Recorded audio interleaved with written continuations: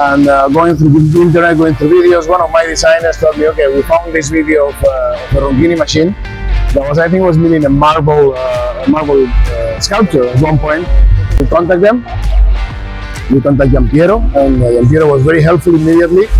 And the reason why we chose is because the immediate, let's say, availability to get on it was from Ronchini was absolute. We've been looking at other milling machines with 3 axes, 5 axes, but the flexibility of this robot. And also, in this case, it was a very visual thing, so it was very choreographic. Machine, when you see a robot moving, it has a lot of movements, a lot of choreography, a lot of elegance, and you really like it. So it's really a pleasure to watch it work. We are world champions in rally. It's for our team, but also, let's say, for an Indian team, it's the first time.